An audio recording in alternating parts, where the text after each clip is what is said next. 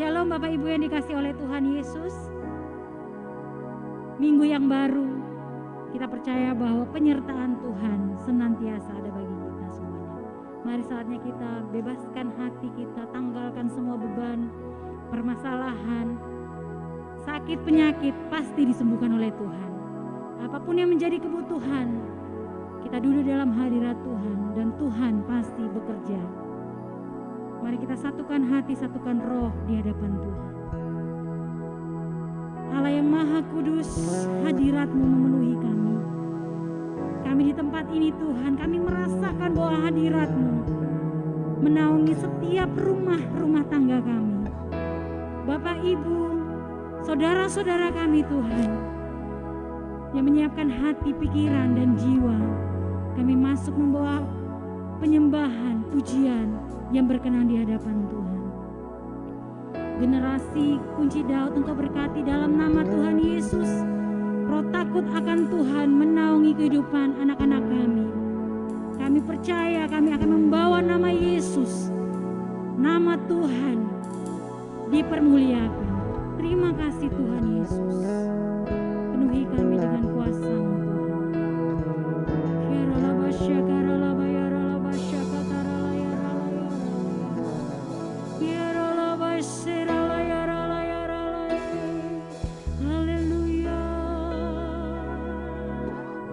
Terima kasih Tuhan, terima kasih.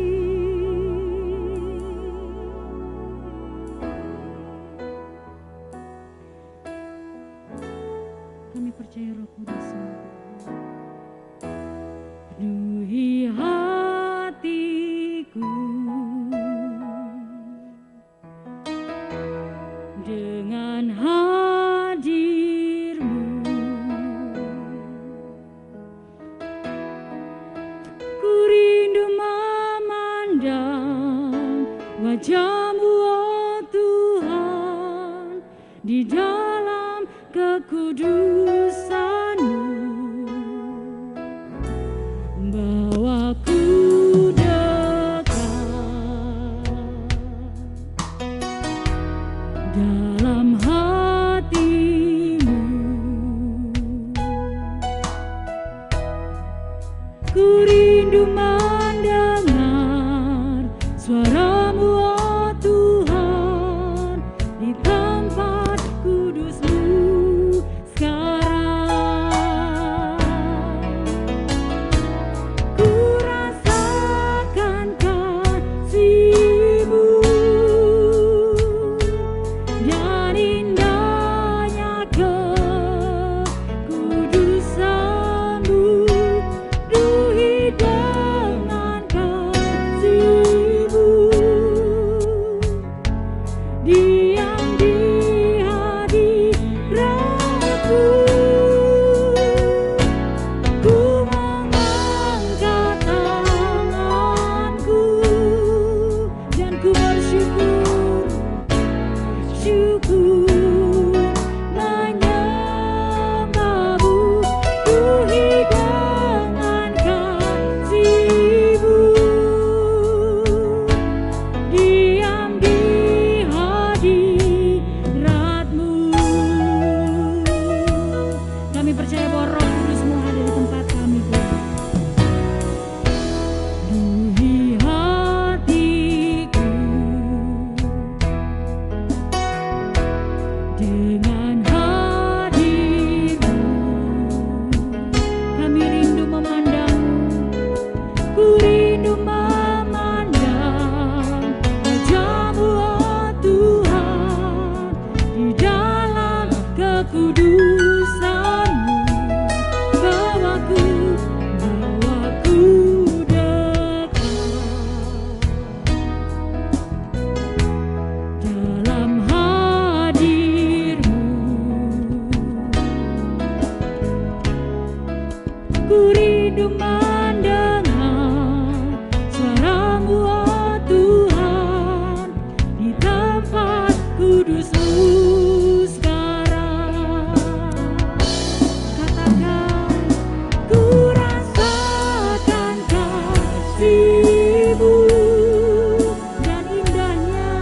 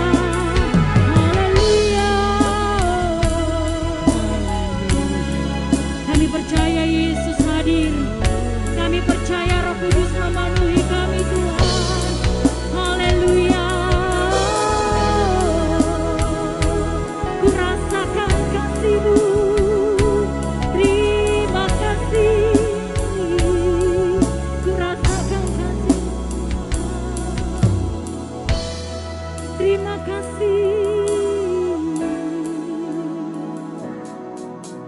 Haleluya. Ku ingin selalu bersekutu denganmu, menikmati hadiratmu, biarkan rohmu tinggal dalam hidupku. Sungguh indah bersamamu. Ku ingin selalu bersekutu denganmu, menikmati hadiratmu, biarkan rohmu tinggal dalam hidupku. Sungguh indah bersamamu. Ku ingin selalu, kami ingin selalu Tuhan bersekutu dengan Engkau.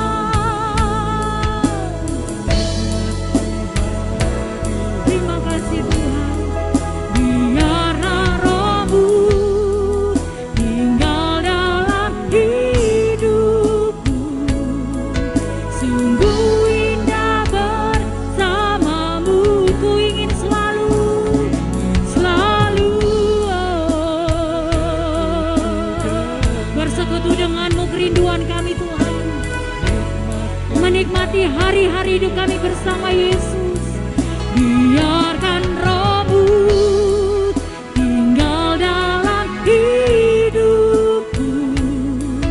Sungguh indah bersamamu.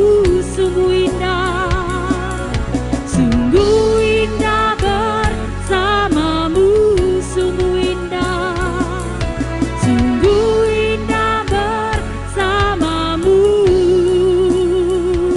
Oh, selamanya.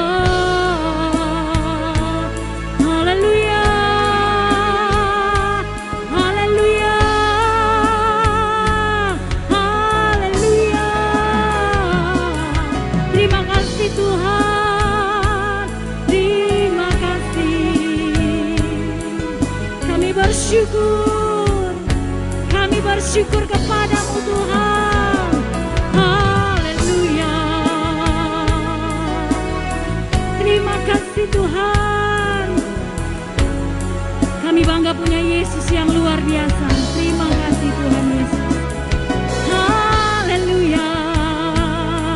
Terima kasih, terima kasih. Haleluya. Kami yang menyembah Engkau di dalam roh dan kebenaran. Terima kasih Tuhan Yesus. Terima kasih. Saatnya kita akan memberikan pujian dan penyembahan kita yang terbaik bagi Tuhan. Haleluya.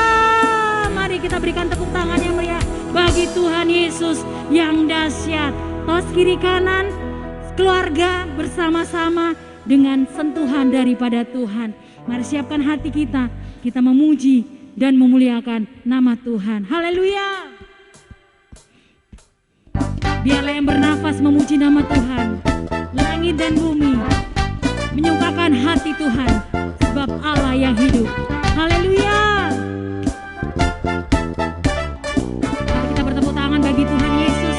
Katakan, langit dan bumi pujilah Tuhan, sebab Dia ciptakan semuanya. Keagungannya mengatasi langit bumi, sembah sujud di hadapannya. Sekali lagi katakan, langit dan bumi pujilah Tuhan, sebab Dia ciptakan semuanya. Keagungannya mengatasi langit bumi, sembah sujud di hadapannya. Katakan, ku puji, ku sembah, ku puji, ku sembah Yesus Kristus Sang Penebusku. Ku puji, ku sembah, ku puji, ku sembah Yesus Tuhan dan Rajaku. Haleluya. Yang bernafas memuji Dia Allah yang hidup. Langit dan bumi, pujilah Tuhan, sebab Dia ciptakan semuanya. Keagungannya mengatasi langit bumi, sembah sujud di hadapannya. Ku puji, ku puji, ku sembah, ku puji, ku sembah Yesus Kristus Sang Penebusku. Ku puji, ku sembah, ku puji, ku sembah Yesus Tuhan dan Raja. Sekali lagi katakan ku puji, ku puji, ku sembah, ku puji, ku sembah Yesus Kristus Sang Penebusku. Ku puji, ku sembah, ku puji, ku sembah Yesus Tuhan dan Rajaku. Katakan haleluya, haleluya, amin, haleluya, amin, haleluya, haleluya. Sekali lagi katakan haleluya, haleluya, amin, haleluya, amin, haleluya, amin, haleluya. Aku puji, ku puji, ku sembah, ku puji. Kami sembah Allah yang hidup, nebusku. Ku puji, ku sembah, ku puji, ku sembah Yesus Tuhan dan katakan sekali lagi haleluya, haleluya, amin, amin, haleluya, amin, haleluya. Kami puji Engkau, ku puji, ku sembah, ku puji, ku sembah Yesus Kristus Sang Penebusku. Ku puji, ku sembah, ku puji, ku sembah Yesus Tuhan dan Rajaku. Yesus Tuhan dan Rajaku, Yesus Tuhan dan Rajaku. Haleluya.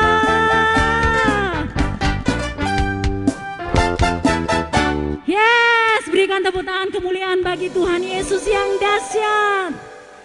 Siapkan hati kita.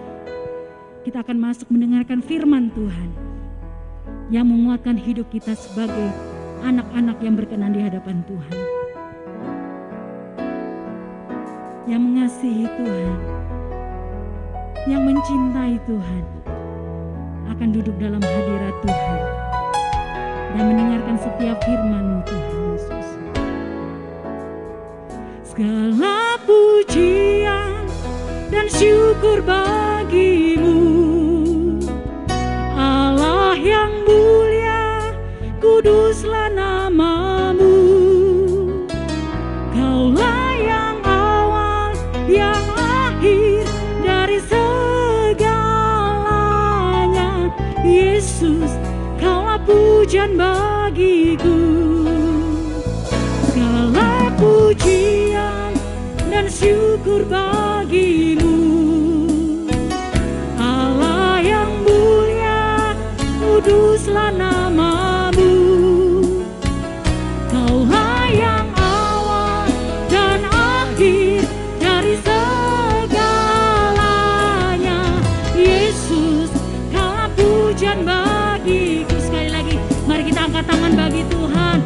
Pujian dan syukur bagi-Mu. Haleluya. Allah yang mulia, kuduslah nama-Mu. Kaulah yang awal, yang akhir dari segalanya. Yesus, Kaulah pujian bagiku. Kaulah yang awal, Kaulah yang awal, yang akhir dari segalanya.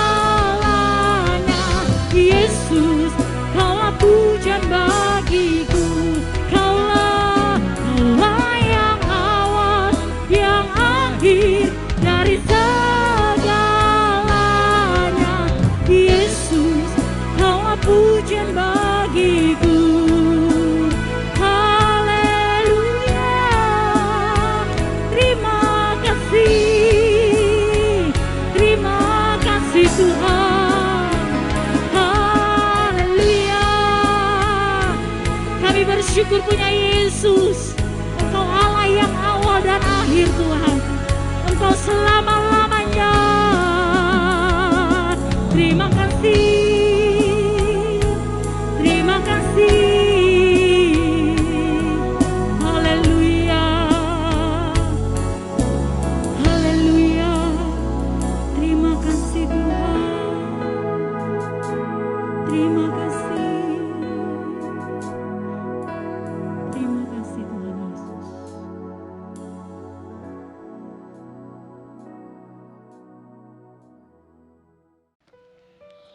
Puji Tuhan, Salam. Bapak Ibu yang dikasihi Tuhan, kita jumpa lagi dalam ibadah minggu. Hari ini walaupun kita belum berjumpa ya secara wajah dan wajah, tapi hari ini kita berjumpa di dalam ibadah. Ya, kita tidak satu di dalam gereja, tapi kita sedang ada dalam hadirat Tuhan. Sebab itu mari kita tundukkan kepala kita sejenak, kita akan berdoa. Kita mohon pimpinan dan urapan Tuhan untuk kita mengerti firman Tuhan hari ini. Mari kita sama-sama berdoa. Bapa di dalam surga, Engkau Khalik langit dan bumi, Engkau yang menciptakan segala-galanya, bahkan Engkau yang mengatur semuanya. Dan kalau kami ada seperti yang kami ada pada pagi hari ini pun karena Tuhan yang sudah mengatur hidup kami. Engkau Tuhan yang menetapkan kami, hari ini kami ada hanya karena anugerah dan kasih karunia-Mu. Sebab itu Tuhan, biarlah kami akan mendengar kebenaran firman-Mu. Kami tetap memerlukan urapan daripada-Mu. Roh Kudus yang mengurapi hamba-Mu yang menyampaikan. Roh Kudus juga yang memberikan kami kekuatan untuk memahaminya. Bahkan kekuatan untuk melakukan firman ini pun kami tetap berharap daripada-Mu.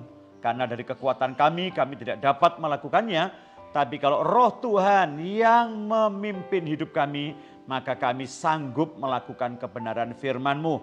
Terima kasih Bapa di surga, pengurapan-Mu ada buat kami yang di tempat ini maupun yang ada di rumah atau di tempat yang lain yang sedang mendengar firman-Mu. Dan biarlah kami semua diberkati dengan kebenaran ini. Dan berkat itu kami terima dengan ucapan syukur dalam nama Bapa, Putra, Roh Kudus, yaitu Tuhan Yesus Kristus. Haleluya. Amin. Amin. Puji Tuhan. Selamat pagi ya. Bapak Ibu yang dikasihi Tuhan, hari ini tema kita minggu kedua adalah hidup kudus di zaman akhir ya, atau hidup suci di zaman-zaman yang akhir seperti ini. Ya, Bapak Ibu, sebagai pendahuluan bagaimana kita memelihara hidup ini, Bapak Ibu Saudara, kalau kita melihat masa-masa pandemi, itu hanya ada 3 hal yang harus kita lakukan ya. Dalam masa pandemi supaya kita tetap tenang. Apa yang pertama? Yang pertama kita punya hubungan baik dengan Tuhan. Ya, punya hubungan baik dengan Tuhan. Kenapa? Karena sewaktu-waktu kita berangkat, dipanggil Tuhan, kita ini punya hubungan baik dengan yang memanggilnya. Ya, kita tahu kan bahwa Tuhan itu dekat dengan orang-orang yang dikasihinya, tangannya tidak kurang panjang untuk menolong, bahkan telinga Tuhan tidak kurang tajam mendengar doa kita, tapi yang memisahkan kita dengan Dia hanyalah dosa dan pelanggaran kita. Puji Tuhan, pengampunan Tuhan memampukan kita hidup meninggalkan dosa dan menuju kepada kebenaran. Ya, yang kedua, kita harus punya hubungan baik dengan saudara-saudara kita. Ya, jadi hari ini kalau Bapak Ibu mau menolong saudara-saudara kita, cepat-cepatlah untuk melakukan itu. Jangan tunda sampai besok. Kenapa? Masa pandemi adalah masa yang tidak bisa kita tentukan. Ya, orang meninggal tanpa sakit ada banyak. Orang yang hari ini ada, besok belum tentu ada. Kita juga yang hari ini ada, besok kita tidak tahu keadaan kita. Maksud saya, kalau hari ini kita mampu menolong orang, mungkin besok kita tidak ada kemampuan lagi. Ya, atau kita lebih mampu lagi. Tapi yang mau ditolong tidak ada lagi. Jadi hari ini masa-masa pandemi jangan dibuat menjadi sesuatu yang rumit. Masa pandemi mendorong kita punya hubungan baik dengan Tuhan, punya hubungan baik dengan sesama. Dan masa pandemi adalah waktu yang baik untuk saya saudara berjaga-jaga. Ya, siap sedia.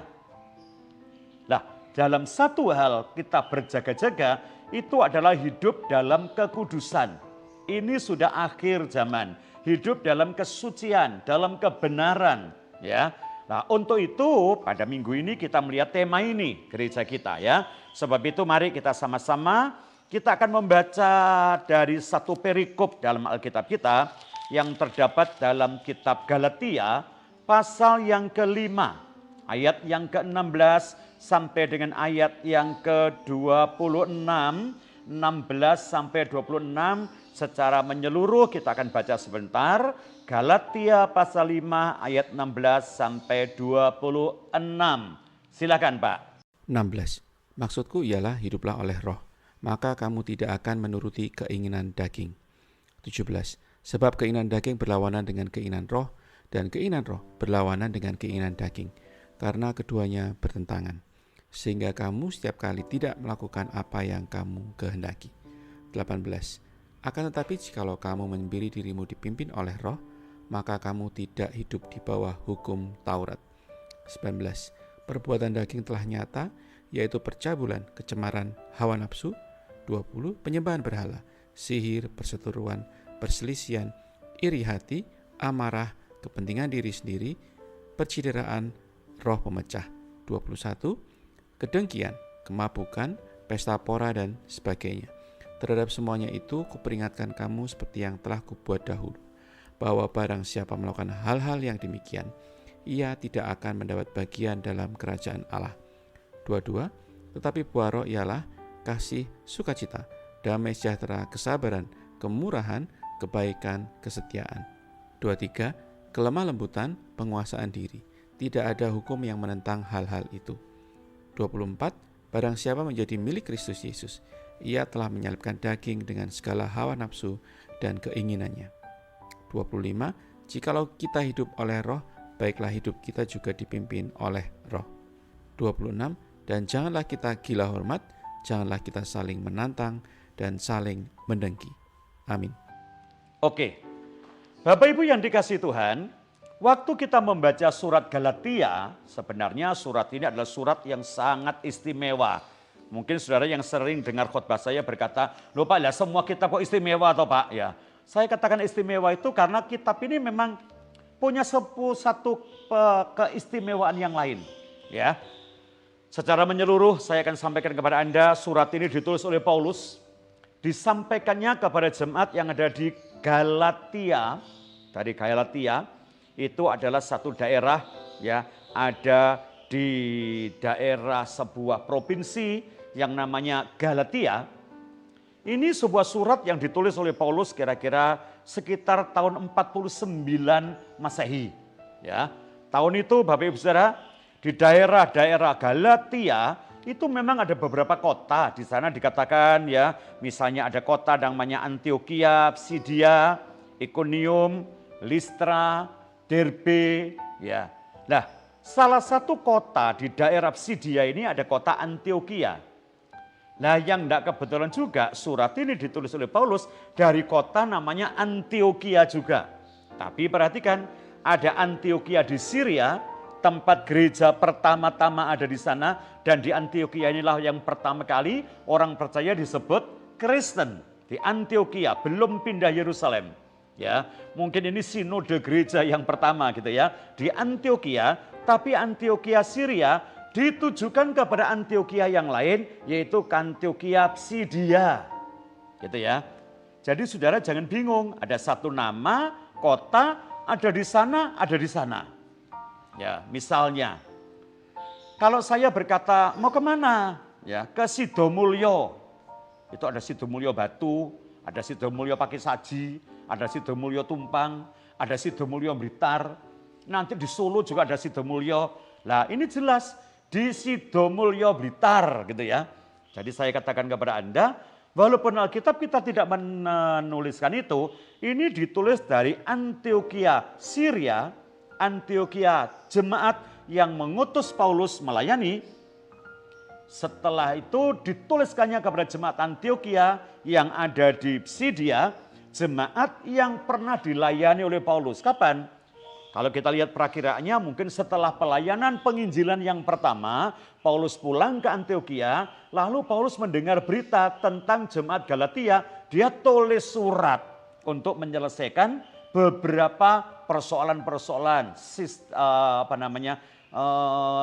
disiplin rohani. Salah satunya jemaat mereka tidak hidup dalam kekudusan. Ditambah lagi jemaat dimasuki pengajaran-pengajaran yang mulai mengacaukan berita Injil keselamatan yang sudah disampaikan oleh Paulus.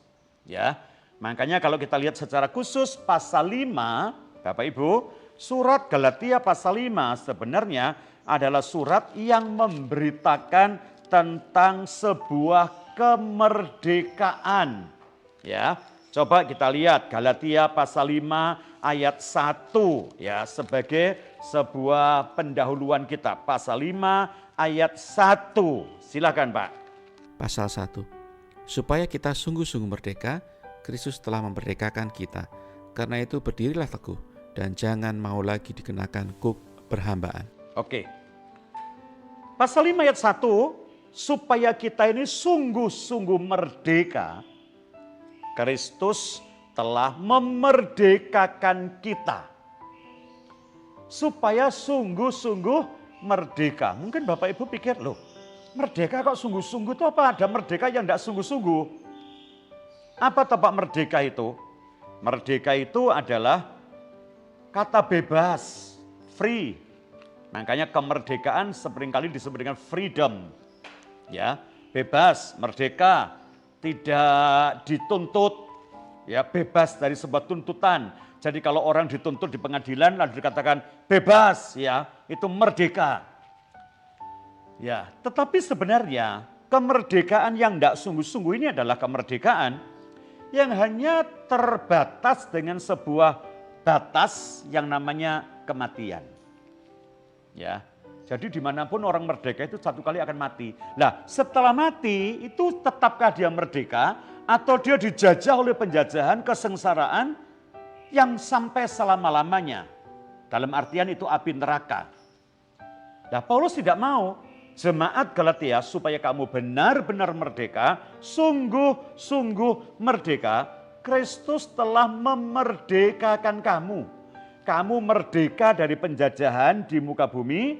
Merdeka itu adalah hak semua bangsa. Paulus menyampaikan kepada setiap bangsa.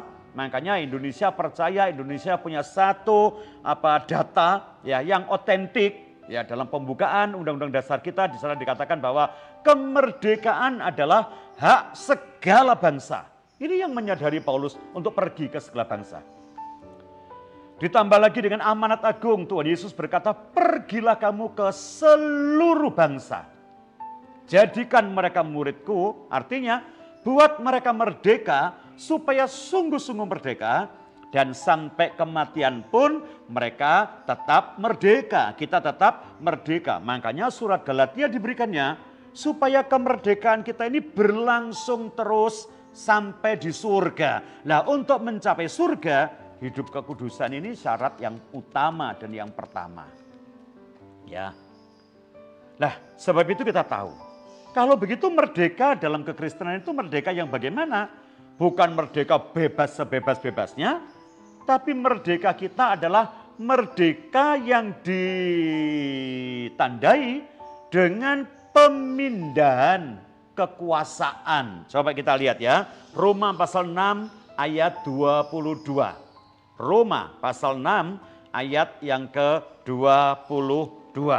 Ya, silakan. Mari tolong Pak, saya bacakan itu ayat Roma pasal yang ke-6 ayat 22. Pasal 22, tetapi sekarang setelah kamu dimerdekakan dari dosa dan setelah kamu menjadi hamba Allah, kamu beroleh buah yang membawa kamu kepada pengudusan dan sebagai kesudahannya ialah hidup yang kekal. Amin. Oke. Roma pasal 6 ini juga menjelaskan kepada kita tentang sebuah kemerdekaan. Apa artinya merdeka dalam surat Roma? Surat Roma pasal 6 ini Bapak Ibu Saudara mengatakan bahwa merdeka itu adalah pemindahan kekuasaan. Ya, pemindahan kekuasaan. Dijajah oleh sesuatu lalu dipindahkan kepada kekuasaan yang lain. Itu kata merdeka dalam Alkitab kita. Kamu dulu adalah hamba dosa, sekarang menjadi hamba Kristus. Ya, dulu kamu hamba setan, sekarang jadi hamba Tuhan. Dulu kamu dikuasai oleh dosa, sekarang kamu dikuasai oleh Kristus. Makanya ya, proklamasi kita sangat memberikan pengertian yang jelas. Proklamasi kami bangsa Indonesia dengan ini menyatakan kemerdekaan Indonesia. Ya, memproklamirkan, menyatakan, mengumumkan tentang kemerdekaan Indonesia. Bagaimana kemerdekaan yang sesungguhnya? Hal-hal yang mengenai apa Bapak Ibu? Pemindahan kekuasaan. Mengenai pemindahan kekuasaan harus dilaksanakan dengan cara yang seksama dan dalam tempo yang sesingkat-singkatnya. Nah, ini merdeka. Ini sebenarnya temanya Paulus pada pasal yang kelima.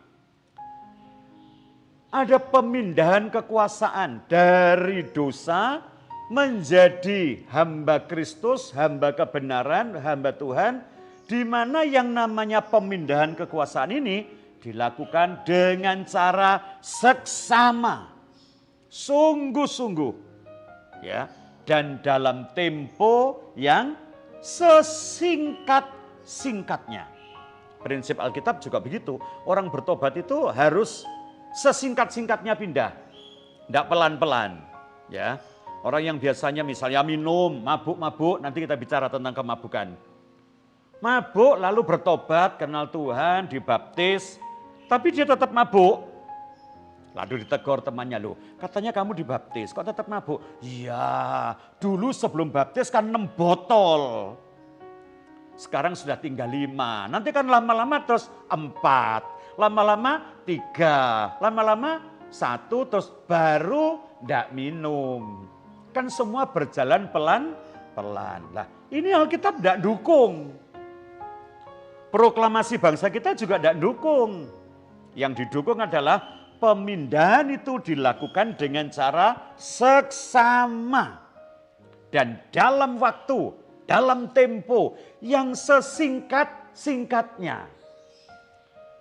Kenapa? Kalau sudah baca surat Roma, tujuan kemerdekaan, pemindahan kekuasaan, itu kita dari hamba dosa, yang membawa kita kepada upah dosa adalah maut, kita dipindahkan kepada kasih karunia Kristus, yang membawa kita kepada pengudusan, sampai sorga, merdeka yang sesungguhnya.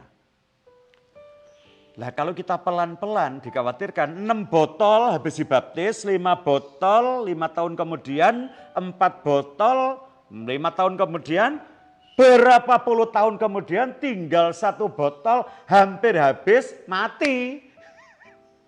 Nah coba itu yang dijagai oleh Paulus. Sebab itu setelah kita mengerti tentang tema utama ya dari pasal 5 adalah kemerdekaan yang sungguh, baru kita dapat melihat pasal 5 ayat yang ke-16. Ya, coba ulangi lagi Pak, ayat yang ke-16. Ya, 16 saja. Coba kita ulang ayat itu ya. Galatia pasal 5 ayat yang ke-16. 16. Maksudku ialah hiduplah oleh roh, maka kamu tidak akan menuruti keinginan daging. Oke. Ayat 16 berkata, maksudku ialah, tujuanku tulis surat ini ialah, maksud saya ya, ialah hiduplah oleh roh. Maka kamu tidak akan menuruti keinginan daging. Hiduplah oleh roh. Mungkin Bapak Ibu juga bertanya, hidup oleh roh itu ya apa sih Pak? Dalam perikop yang sama Bapak Ibu kita dibantu oleh Paulus sang penulis. Ayat yang ke-25, hidup oleh roh itu maksudnya apa? Pasal 5 ayat 25, coba kita lihat sebentar, bandingkan hidup oleh roh dengan pasal 5 ayat 25. Silakan Pak. 25, jikalau kita hidup oleh roh, baiklah hidup kita juga dipimpin oleh roh. Ya, jikalau kita hidup oleh roh yang tadi itu ya. Maksud hidup oleh roh adalah baiklah hidup kita juga dipimpin oleh Roh. Hidup oleh Roh itu artinya hidup yang dipimpin, dikuasai, ya. Yang berdaulat itu bukan saya dan saudara, tapi biarlah Roh Kudus mendaulat, memerintah, memimpin kita. Ini orang merdeka kekristenan. Kemerdekaan Kristen dari dipimpin oleh dosa, dipimpin oleh setan, pindah kekuasaan, dipimpin oleh Roh, hidup oleh Roh, dipimpin oleh Roh. Ya, ini adalah satu hidup yang berpindah kekuasaan. Ya, dalam kemerdekaan itu yang terjadi ini pindah kekuasaan, bukan tidak ada lagi menguasai. Makanya ada banyak orang punya pikiran merdeka itu tidak ada yang menguasai. Ya sudah, sak maunya dia merdeka. Ya, makanya saya pernah cerita kepada jemaat Kunci Daud. Pada tahun-tahun 80-an saya mengajar di Batu, ada mahasiswa, waktu itu baru-baru ada peraturan pakai helm. Dia naik sepeda bawa helm di depan Pasar Dinoyo itu ya, di stop polisi. Di stop, dimarahi sama polisi. Helmnya dipakai. Ya, iya Pak, marah-marah. Tapi tidak ditilang karena waktu itu masih sosialisasi tentang helm gitu ya. Yang digonceng belum pakai helm waktu itu, yang goncengnya masih pakai. Ya, saya kadang-kadang ya heran zaman itu ya. Kenapa yang gonceng pakai helm, yang digonceng tidak pakai helm? Padahal kalau bres itu, yang di depan tahu kecelakaan dia lompat. Lah yang jadi korban yang belakang, yang tidak pakai helm. Lama-lama semua jadi pakai helm. Sekarang sudah tidak perlu diatur, semua orang perlu helm. Jadi gaya hidup, lifestyle-nya orang bersepeda pakai helm. Waktu itu apa yang terjadi? Sudah tidak ditilang, dimarah-marah. Orang muda dua ini minggir di tepi, saya juga minggir. Karena baru menunjukkan STN dan sebagainya. Ngomong begini, wis merdeka kok jadi seneni ya. Karena waktu itu harap bulan Agustus. Saya tanya, oh mas? Lah iya Pak, kita ini kan sudah merdeka. Kok jadi seneni ya Mbak Pak Polisi? Nah coba kita lihat. Kenapa? Anggapan orang merdeka itu bebas. Anggapan orang merdeka itu ya sudah semau saya. Sekali lagi, merdeka adalah pemindahan kekuasaan. Dipimpin oleh Roh Kudus. Ya, dipimpin oleh Roh Kudus. Jadi saudara, ada pimpinan dosa, ada pimpinan kebenaran. Pimpinan dosa yang namanya iblis, pimpinan kebenaran adalah Kristus dan Roh Kudus. Ya, ini menjadi satu pihak dan satu pihak di mana saya dan saudara oleh Paulus disuruh pilih. Kamu mau dipimpin siapa? Mungkin Pak Yudi, Pak Heri waktu kita kecil-kecil ada mainan anak-anak itu ya, yang kita ada kerupuan gitu ya. Ya. Apa gitu ya. Terus terakhir ada katanya melok lintang apa bulan. Itu orang anak-anak Jawa itu ya. Selalu ada itu kalau malam ada padang bulan. Melok lintang apa bulan? Bulan, terus melok sini, ya, terus kerupuan, melok lintang apa bulan, lintang, melok sana, ya pernah kan? Jadi ada yang ikut dalam pimpinan bulan, ada yang dipimpin oleh bintang, lalu ada pertandingan, jreng, bulan menang, satu peserta, balik sini, ya, jreng, melok sini, sampai habis. Setelah masuk dalam pimpinan satu kelompok, pimpinan bulan misalnya, sang bulan itu begini. Ya, lalu yang lawan berkata, ya, kelap-kelip burimu iku apa gitu ya. Enggak tahu itu gitu ya Mas Yudi ya. Bulan, lintang, aku jauh situ ai. Ya, gak oleh, enggak boleh. Kalau enggak boleh, aku akan rebut. Begitu apa yang terjadi? Wah, begini pemimpinnya. Itu mainan anak-anak apa masih ada apa enggak sekarang ini ya? Waduh, yang sini kono. Bagaimana yang dipimpinnya? Gua andolan belakangnya, ikut ke kiri, ikut ke kanan. Supaya apa? Ini namanya hidup dalam pimpinan. Lah, Bapak Ibu yang usianya seusia saya dan lebih, mainan ini sudah menyatakan satu permainan bagus. Setelah Anda salah pilih ikut pihak lawan, Ada pertandingan antara pemimpin yaitu kuasa maut dan Yesus. Yesus menang, pindah kekuasaan.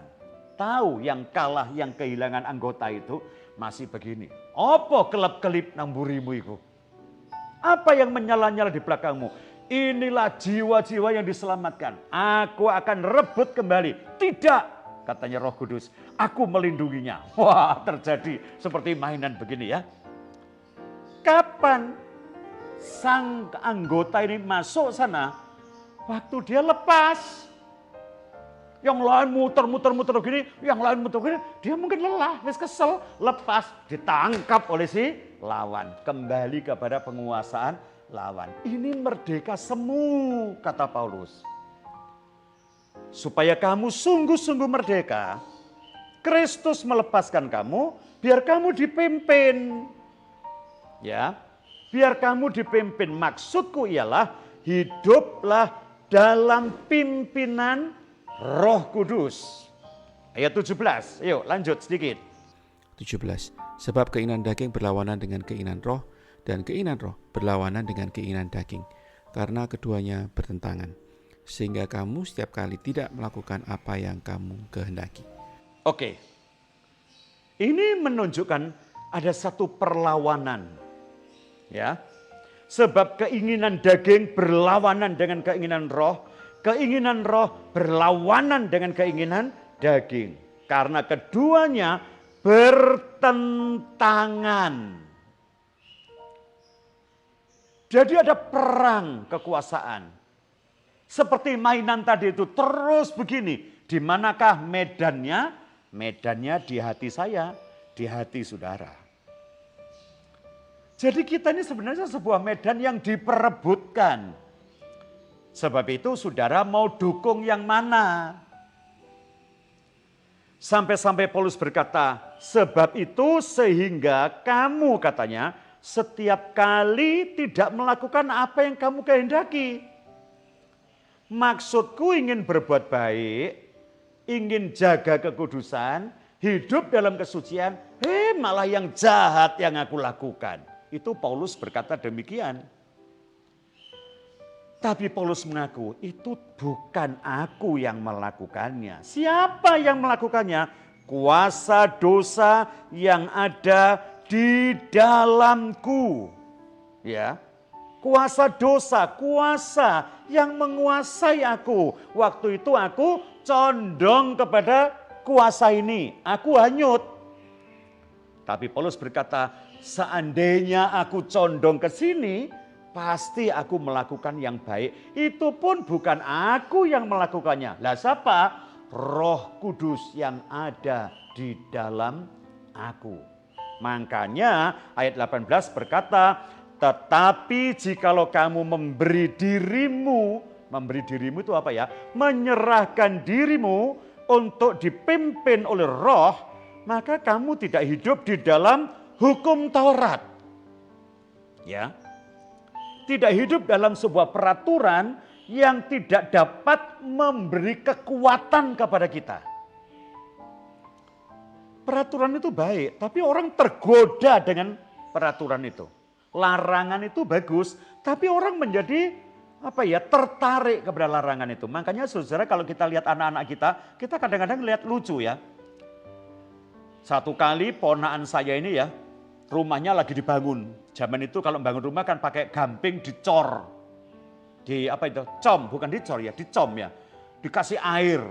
Lalu bluguduk ini. Habis bluguduknya, bapaknya itu mau pergi dari com-coman gamping itu pesen be anak ini. Jangan masukkan kaki loh ya. Jangan masukkan kaki ke situ. Enggak boleh loh ya. Ya kamu iya. Bapaknya pergi, dia masukkan kakinya di situ. Nah kenapa? Dia penasaran, kenapa sih kok enggak boleh? Lah, mateng itu kakinya. Hukum Taurat, jangan itu. Orang tergoda, kenapa jangan? Kenapa enggak boleh? Makanya selalu kita dapat guyonan, makanya gak oleh wancane enak. Makanya tidak boleh karena nikmat. Nah, semua yang haram selalu nikmat. Jadi kita ini tidak bisa memilih. Kenapa? Kita tidak punya kekuatan. Nah sekarang katanya, kalau kamu dipimpin oleh Roh, berikan dirimu dikuasai oleh Roh, kamu tidak hidup menurut hukum Taurat. Lalu dikatakan yang paling jelas di situ, coba kita lihat ayat 19 sampai 21. Ya, 19 tentang perbuatan daging sampai 21. Silakan Pak, silakan. 19. Perbuatan daging telah nyata, yaitu percabulan, kecemaran, hawa nafsu. 20. Penyembahan berhala, sihir, perseteruan, perselisihan, iri hati, amarah, kepentingan diri sendiri, percideraan, roh pemecah. 21. Kedengkian, kemabukan, pesta pora dan sebagainya. Terhadap semuanya itu kuperingatkan kamu seperti yang telah kubuat dahulu, bahwa barang siapa melakukan hal-hal yang demikian, ia tidak akan mendapat bagian dalam kerajaan Allah. Coba kita lihat satu-satu ya, secara cepat. Yang pertama di sana disebut dengan hidup dalam percabulan.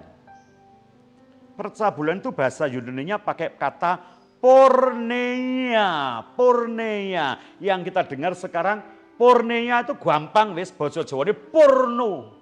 Sudah. Jadi sesuatu yang porno itu percabulan.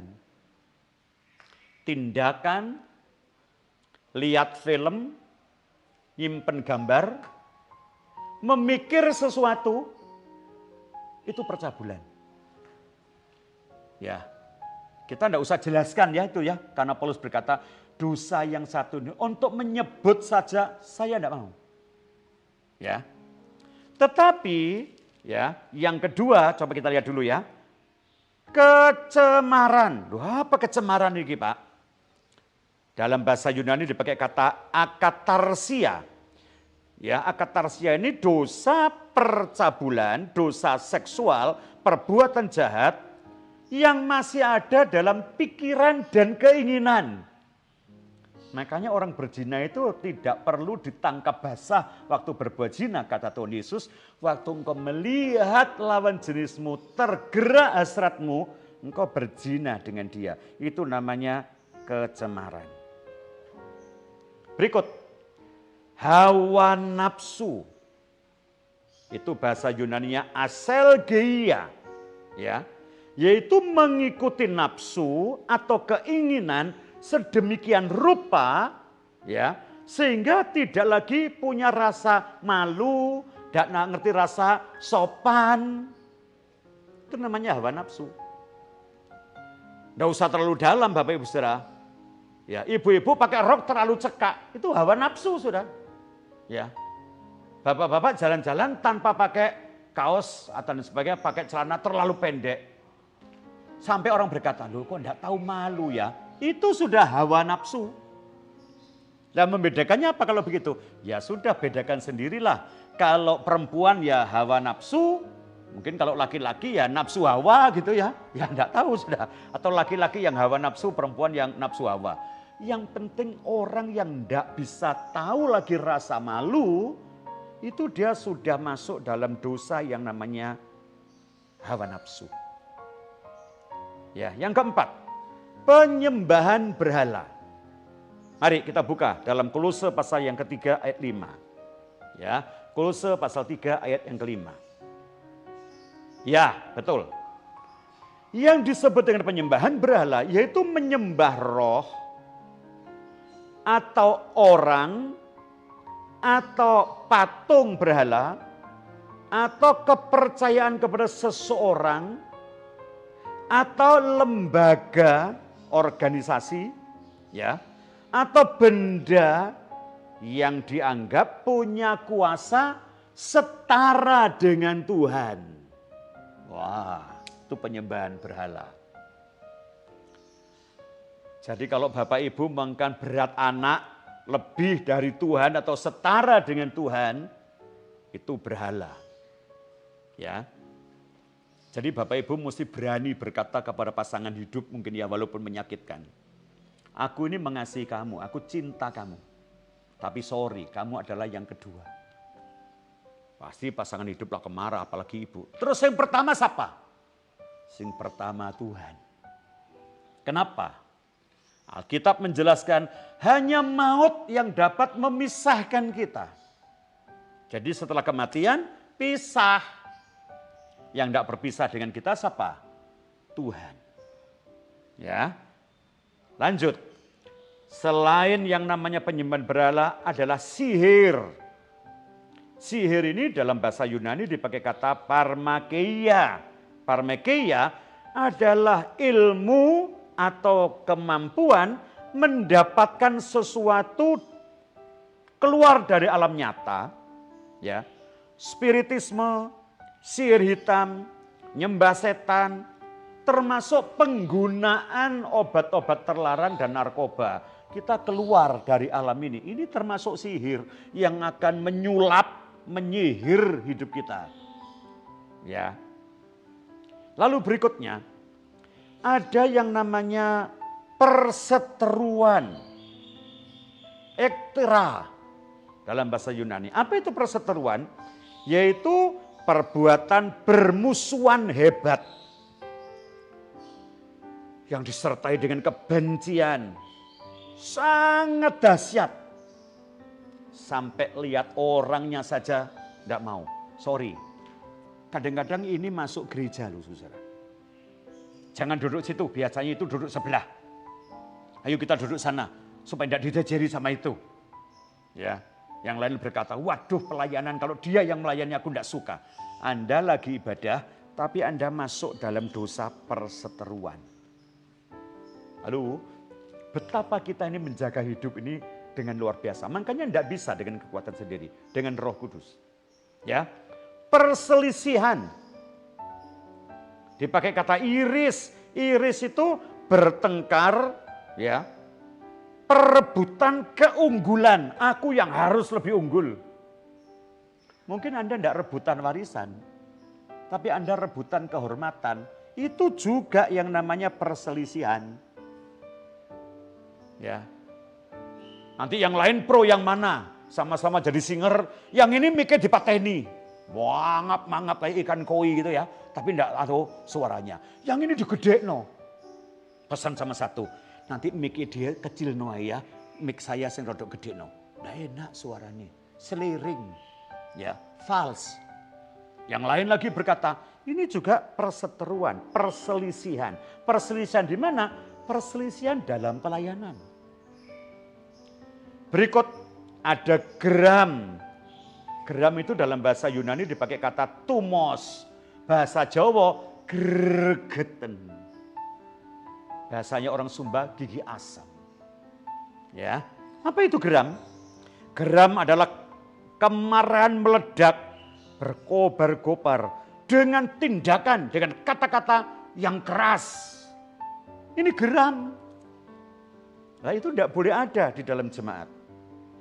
Ya, setelah geram ada pertikaian, ya, dikostasia, memperkenalkan ajaran yang memecah-mecah, yang memisah-misahkan, ya, divide et impera gitu ya.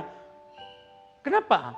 Tidak suka kalau jemaat itu satu dalam sebuah pengajaran, dicekoi dengan doktrin-doktrin lain sehingga menjadi perpecahan. Itu namanya pertikaian. Ya. Kalau pertikaian itu memperkenalkan pengajaran-pengajaran yang tidak diterima, yang membuat orang terpecah-pecah, setelah pertikaian, Alkitab kita mencatat, apa Bapak Ibu?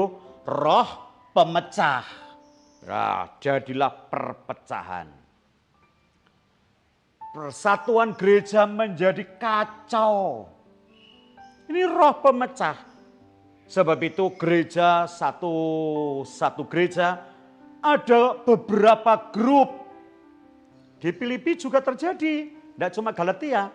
Ada grup ya Euodia yang wanita, ada grup Sintike. Ya, Korintus juga ada partai Paulus, ada partai Apolos, ada golongan Kefas, ya, dan sebagainya. Ya. Setelah itu apa yang terjadi? Ada kedengkian. Yang keempat, 13 kedengkian. Kalau pemecah itu disebut dengan heresis, kalau kedengkian disebut dengan petonus. Petonus ini perasaan yang tidak suka bercampur dengan benci terhadap orang lain yang memiliki sesuatu yang kita tidak memiliki. Nah, ini yang namanya dengki. Ya, sama dengan iri. Kita tidak punya, dia punya. Terus muncul kebencian. Nah, yang terakhir, yang ke-14 adalah kemabukan. Mete, kemabukan. Ya, penguasaan mental dan fisik yang tidak lagi dalam alam sadar. Ya, karena pesta pora, bawahnya Yunaninya komos, pesta pora. Lah yang hebat, dari 15 hal yang menguasai seseorang ini, tolong Pak bacakan ayat yang ke-21 Pak, dari pasal 5 Galatia 5 ayat 21. Perhatikan baik-baik, di situ ada sebuah perkataan. Oke. Terhadap semuanya itu kuperingatkan kamu, kata Paulus. Terhadap apa? Yang 15 tadi itu loh. Terhadap semuanya itu aku peringatkan kamu, seperti yang telah kubuat dahulu. Saudara, Anda jangan berpikir, enggak bisa Pak, mungkin lah, enggak bisa. Paulus juga melakukan semua itu pada waktu yang lalu. Yang kuperbuat dahulu, bahwa barang siapa melakukan hal-hal yang demikian, ia tidak mendapat bagian dalam kerajaan Allah. Ya, sebaliknya kita lanjut ayat 21 sampai 23. Ya, mari Pak, Galatia 5 ayat 21 sampai 23. Oke? 21. Kedengkian, kemabukan, pesta pora dan sebagainya. Terhadap semuanya itu kuperingatkan kamu seperti yang telah kubuat dahulu, bahwa barang siapa melakukan hal-hal yang demikian, ia tidak akan mendapat bagian dalam kerajaan Allah. 22. Tetapi buah roh ialah kasih, sukacita, damai sejahtera, kesabaran, kemurahan, kebaikan, kesetiaan. 23. Kelemah lembutan, penguasaan diri. Tidak ada hukum yang menentang hal-hal itu. Ya, puji Tuhan. Kalau tadi kita melihat perbuatan daging telah nyata, perbuatan dosa telah kelihatan, tak jelaskan kata Paulus. Sekarang kita lihat, setelah kamu pindah kekuasaan, kamu hidup dalam roh, dipimpin oleh roh, akan menghasilkan buah roh. Ya, jadi Bapak Ibu Saudara jangan pikir buah itu ya jambu, klopo, terus ada mintenya, ada katesnya. Buah roh ini adalah sebuah hasil, ya, sebuah kenyataan hidup yang dihasilkan kalau orang itu dipimpin oleh roh, dikuasai oleh roh. Buah roh nomor 1 adalah kasih. Kasih itu dalam bahasa Yunani dipakai agape. Kasih agape adalah sebuah kasih yang tidak melakukan apa-apa kecuali untuk kebaikan orang itu. Yaitu memang Tuhan yang punya. Tapi sesungguhnya kasihnya Tuhan itu juga ada di saya, ada di saudara. Ya tidak mungkin Pak, kasih agape itu kan Tuhan punya. Itu juga harus kita punya. Makanya saya berkata kepada saudara, saudara pernah berkata kepada saya, ku kasihi kau dengan kasih Tuhan. Ku kasihi engkau dengan kasih agape. Lebih dari persaudaraan. Ku kasihi engkau dengan kasih agape. Agape adalah kasih yang mengatakan tidak akan aku lakukan apa-apa kecuali untuk kebaikannya. Yang kedua adalah sukacita. Apa sukacita? Dalam bahasa Yunani dipakai kata kara, yaitu perasaan senang, puas, berdasarkan kasih. Lagi loh ya.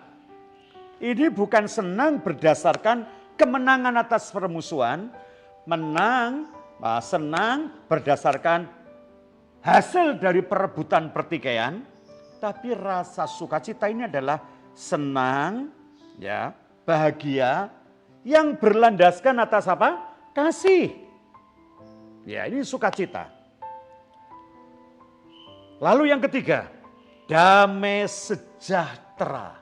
Ini banyak orang loh namanya damai sejahtera di Indonesia ini ya. Kenapa? Damai sejahtera itu bahasa Yunani ini pakai kata irin. Berapa orang yang namanya Irin?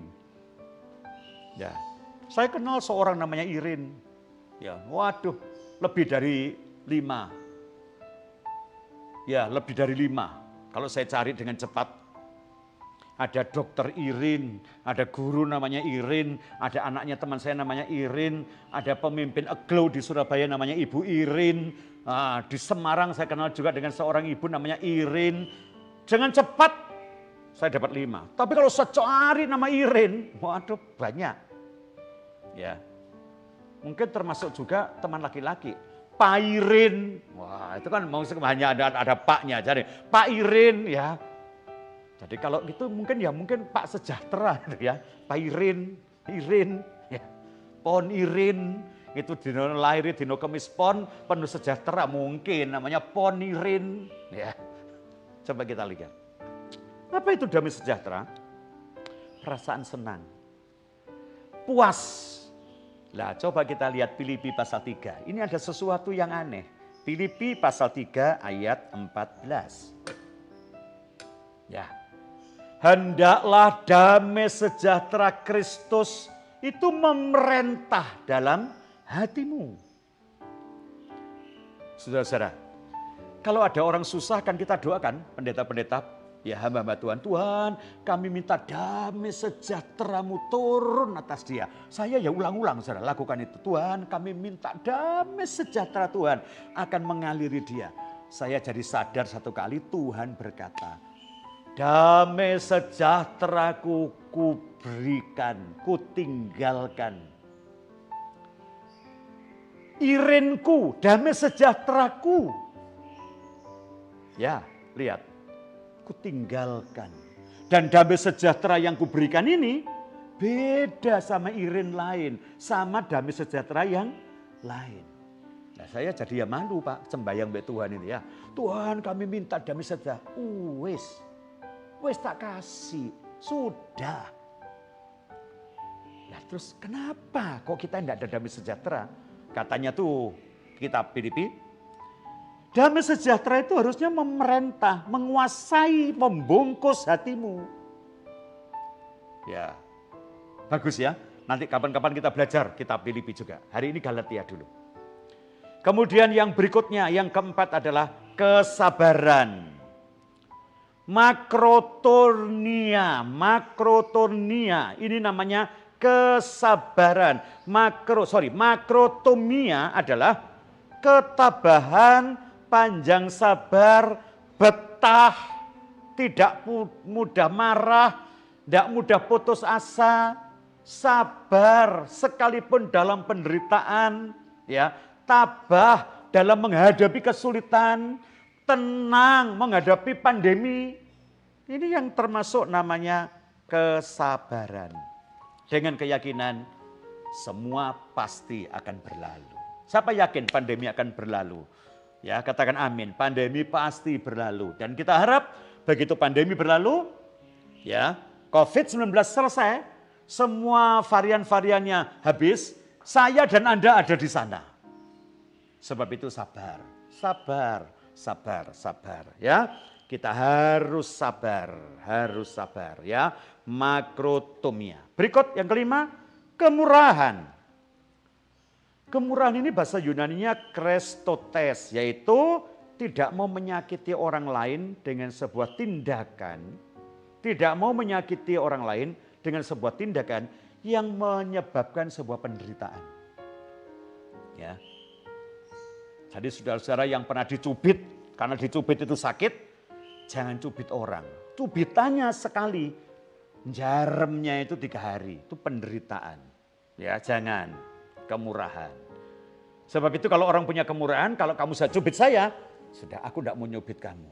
Soalnya apa? Cubitan ini menyakitkan, menyengsarakan, ya, dan bertahan lebih lama dari tindakan. Berikut kebaikan yang keenam, ya. Agatosune, ya. Yaitu apa kebaikan itu? Kebaikan adalah gairah kebenaran dan keadilan serta membenci kejahatan. Dan itu saudara-saudara terungkap dalam sebuah perbuatan baik. Ya sudah, ada gerakan yang terungkap dengan perbuatan. Makanya saya berkata, kenapa saya berkata Tuhan Yesus baik? Setiap kali dia digerakkan oleh belas kasihan, selalu berlanjut kepada tindakan. Ya, seringkali kita juga tanya jemaat, Tuhan Yesus baik, Tuhan Yesus baik. Katakan kepada sebelah, Tuhan Yesus baik, Tuhan Yesus baik. Sekali-sekali jemaat ngomong, ya Yesus baik, lah kamu ya apa? Gitu ya, harusnya begitu. Dan dijawab, saya juga baik. Berikut, yang ketujuh adalah kesetiaan. Kesetiaan itu pistis, kokoh terhadap sesuatu yang telah dipersatukan dengan kita dalam janji, komitmen, sifat. Kita sudah satu dengan Kristus, kita dikuasai Kristus, kokoh dalam perjanjian, kita berjanji dengan percaya, lalu komitmen dengan satu tanda baptisan, dan sekali Kristus tetap Kristus. Itu kesetiaan. Lalu menjelang akhir, yang ke-8 adalah kelemah lembutan, praotes. Ya, kata praotes ini adalah pengekangan yang terpadu. Saya pernah sampaikan kepada jemaat beberapa waktu lalu ya. Praotes ini adalah kelembutan, lentur, bisa diatur, bisa dibentuk menurut kemauan yang empunya.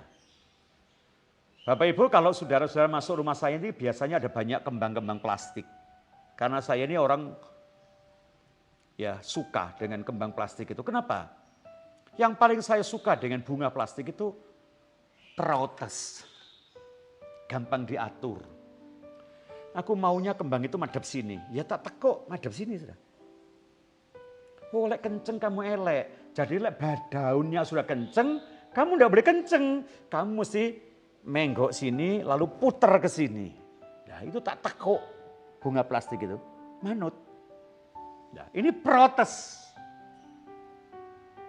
Bukan kelemah lembutan sebenarnya. Lemah itu memang orang yang bisa diatur, lembut adalah protes. Tapi tidak tahu bahasa Indonesia lemah lembut jadi satu. Mungkin maksudnya dari orang yang lemah, tidak punya kekuatan, bangkang, mokong, dokong, jadi mudah diatur, jadi protes, lembut. Yang terakhir adalah penguasaan diri. Penguasaan diri adalah ekrateia, penguasaan diri. Ya, yaitu menguasai keinginan, nafsu diri sendiri, ya, supaya kita dapat setia dalam pernikahan, dalam kekudusan, dalam berkeluarga, dalam berjemaat, kita menguasai diri kita. Lah puji Tuhan. Saya tidak sendiri menguasai diri saya, ada seorang yang menolong saya. Bahkan saya serahkan penguasaan diri saya kepadanya. Kepada siapa? Biar Roh Kuduslah yang menguasai kita. Ya, kita baca ayat penutup kita. 25 sampai 26 atau 24 sorry, kita belum baca 24 ya, 24 sampai 26. 24, barang siapa menjadi milik Kristus Yesus, ia telah menyalibkan daging dengan segala hawa nafsu dan keinginannya. 25, jikalau kita hidup oleh Roh, baiklah hidup kita juga dipimpin oleh Roh. 26, dan janganlah kita gila hormat, janganlah kita saling menantang dan saling mendengki. Amin. Oke, khusus ayat yang ke-26 dia berkata, dan janganlah kita gila hormat. Jadi gila hormat ini juga sebuah hal yang harus kita jaga. Jangan sampai kita gila hormat. Jangan kita saling menantang. Diulang lagi oleh Paulus satu lagi yang ada di dalam perbuatan daging. Dan saling mendengki. Nah, kenapa kok diulang saling mendengki ini? Ya, bukankah tadi sudah dijelaskan ada dengki? Ya, ada dengki. Kenapa? Karena dengki ini sesuatu yang membuat kita menjadi sangat tidak tenang. Ya, kita marah kepada orang yang orang lain punya yang kita enggak. Mari kita mau jaga ya hidup yang sudah dipaparkan oleh Paulus, dan saya tahu kita tidak akan mampu sendiri. Saudara tidak akan dapat sendiri. Rasul Paulus memberikan sebuah nasihat, berikanlah dirimu dipimpin oleh Roh. Ya, biarlah nasihat firman Tuhan hari ini akan menjadi berkat buat kita semua. Mari kita tundukkan kepala kita sama-sama, kita masuk di dalam doa. Ya Bapa Surgawi, Bapa yang mengasihi kami, Bapa yang peduli akan hidup kami, Bapa yang punya rencana yang ajaib buat kami, Bapa yang terus merajut masa depan kami, yang tidak akan terbatas oleh maut, tapi kami sampai kepada kekekalan. Engkau telah menolong kami memberitahu firman. Apakah yang menghalangi kami masuk dalam surga, kemerdekaan yang sesungguhnya, yaitu perbuatan daging. Tuhan tolong. Kami percaya Engkau telah lepaskan kami, pindahkan kami dari daging menjadi hamba Kristus. Dari hamba setan menjadi hamba Tuhan. Jadi perbuatan daging tidak lagi hidup dalam daging menjadi sarkikos, tapi kami hidup dalam roh pneumatikos karena Engkau yang menolong kami. Tuhan, lanjutkan pimpinan-Mu atas kami. Berikan kami lagi hati yang mau terus dibimbing, dikuasai, diatur oleh Roh Kudus. Sehingga hidup kami berkenan kepadamu, menyenangkan hati Tuhan, membuat manusia sekitar kami bahagia, karena Engkaulah yang memimpin kami. Terima kasih. Terima kasih buat firman-Mu, terima kasih buat kehadirat-Mu, terima kasih buat semua yang Kau berikan kepada kami umat-Mu. Dan sekarang waktunya kami pulang. Waktunya kami berpisah. Waktunya kami mengakhiri ibadah kami. Dan hamba-Mu berdoa, kiranya damai sejahtera, berkat jasmani dan rohani yang diturunkan dari Bapa turun atas kami sekalian. Kasih sayang yang sempurna dari Kristus Yesus Sang Putra, serta kekuatan pimpinan otoritas Roh Kudus akan menyertai kami sekalian mulai saat ini sampai Maranatha, bahkan sampai selama-lamanya. Sekali kami diberkati, kami terus diberkati, dan berkat semua ini kami terima dalam nama Bapa, Putra, dan Roh Kudus, Tuhan Yesus Kristus. Yang diberkati katakan amin. Terima kasih untuk firman Tuhan yang luar biasa, yang menguatkan hidup kita berkenan di hadapan Tuhan. Terima kasih Tuhan Yesus, Allah yang luar biasa. Kami percaya bahwa Yesus Allah yang hidup. Bila kau yang membuka pintu, tak ada satupun dapat menutupnya. Bila kau yang mengangkat aku, tiada yang dapat merendahkanku. Terima kasih Tuhan. Bila kau yang membuka pintu, tak ada satupun dapat menutupnya. Bila kau yang mengangkat aku, tiada yang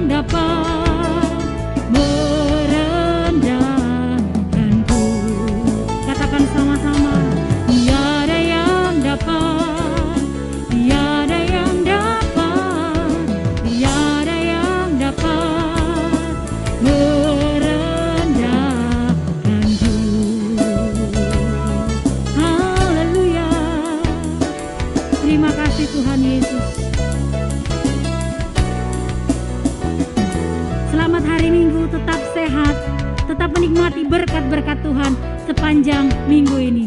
Tuhan Yesus memberkati Bapak Ibu sekeluarga.